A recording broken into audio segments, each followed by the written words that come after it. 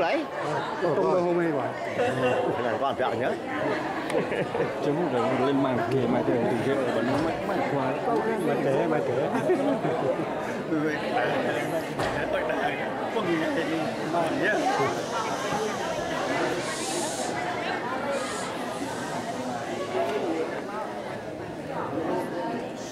Hello everyone.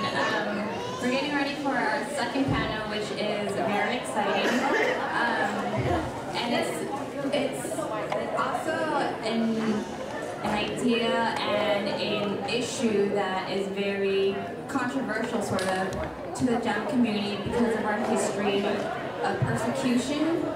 However, we do believe that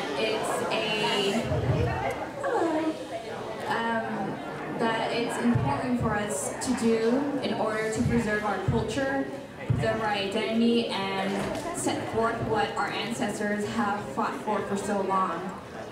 So our second section is on social justice issues and activism. And to my left, we have Thi Underhill, who you've heard from before. And to give her a little bit of the background, Julie she has a very extensive bio.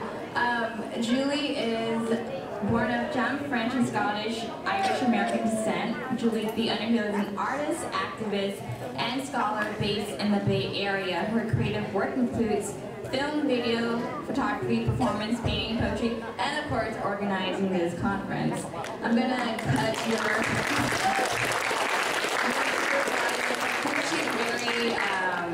she has a lot, and you all should get to know her a little bit. And she's an amazing artist, an amazing organizer, amazing Jam scholar as well. And to her left is Rohani Karia. I hope I said your last name right.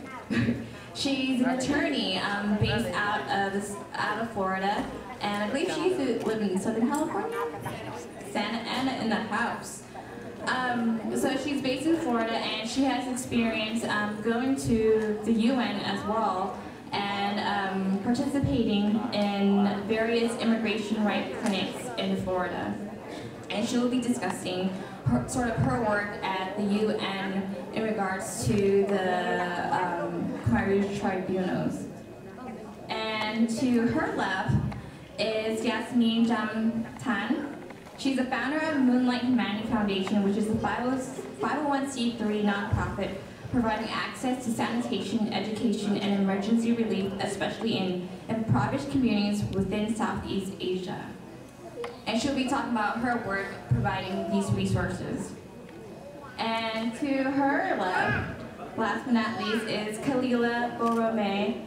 She's a talent manager working with ESPN's Michael Wilbon and various other ESPN talent. And she actually went with Julie and I to the UN to speak on human rights issues that's affecting the Jam in Vietnam today. And she'll be discussing some of the work that she's done also in Washington, D.C. on Capitol Hill and the UN and how the UN meeting went. So without further ado, I will pass it on to Julie for her to speak about like 3 minutes on her work as a Jam activist.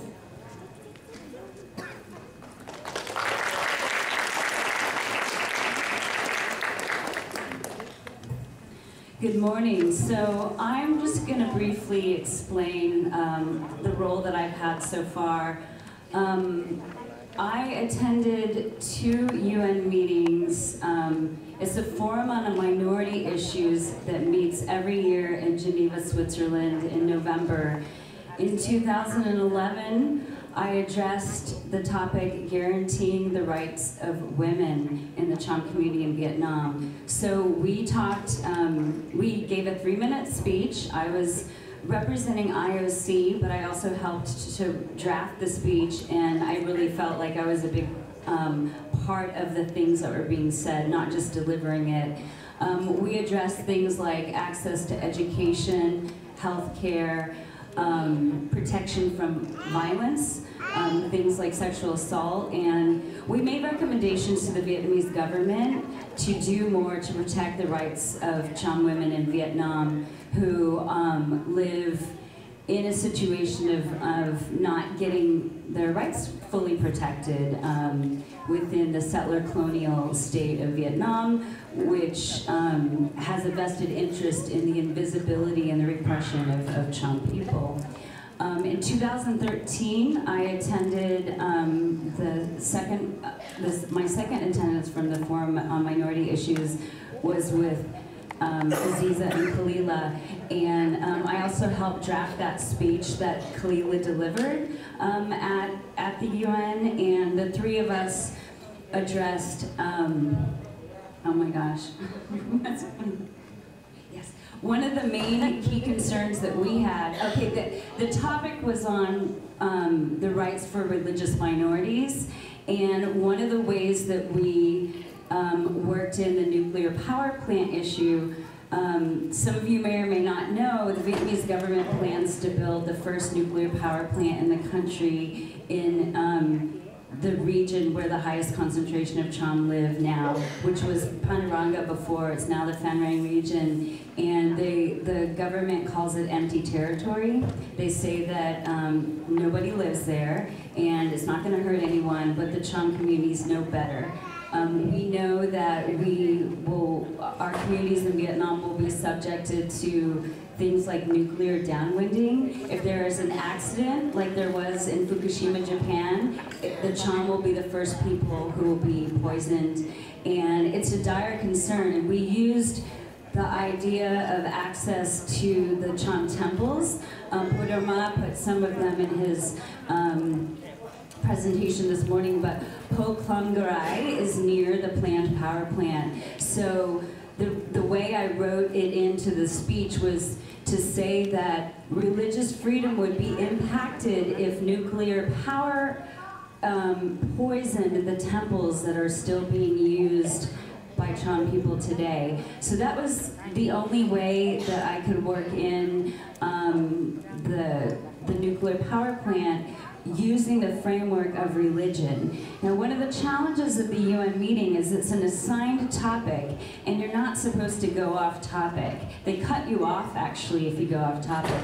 So how do we address our concerns for something dire like the preservation of a community from being eradicated by a nuclear accident through a framework that may not be relevant to nuclear power? So one of the challenges in drafting these speeches is finding a way to address what you really need to talk about, even if the assigned topic isn't as dire as your concern. So the only way that we could actually do it in 2013 was to say that people's access to the temples where they worship would be limited if those temples were poisoned by nuclear power. And then I slipped in that the populations there would also be eliminated. But since we weren't supposed to be focusing on something like environmental racism, which is really what this is, we had to do it through the framework of religion. So it's challenging to be assigned a framework that you have to address your concerns through. But I've learned a lot through these two meetings about kind of working the narrative to make it fit what you need it to fit. It's not easy to do, but it's necessary. So I want everyone here to be aware that one of the most significant things that that community is facing, the largest concentration of Cham people left in Vietnam, is the possibility of being downwinded by the construction of a nuclear power plant that's very poorly planned, and it has very little oversight. There's no nuclear regulatory commission in Vietnam, and the threat of something horrible happening is very high. And the Vietnamese government says, oh, you know, that nobody's there. Well, no one will be there if there's an accident and it hurts or kills everyone, right? So please be aware this is an ongoing concern. There's been a delay to the power plant because we've written letters but it's only a 6-year delay. So we have to be really focused on making this work so that the government is shamed out of making this horrible, horrible choice that will impact Cham communities, right? And it will continue to hurt the communities that have been under attack for hundreds and hundreds of years through the process of genocide and settler colonialism enacted by the Vietnamese people. Thank you.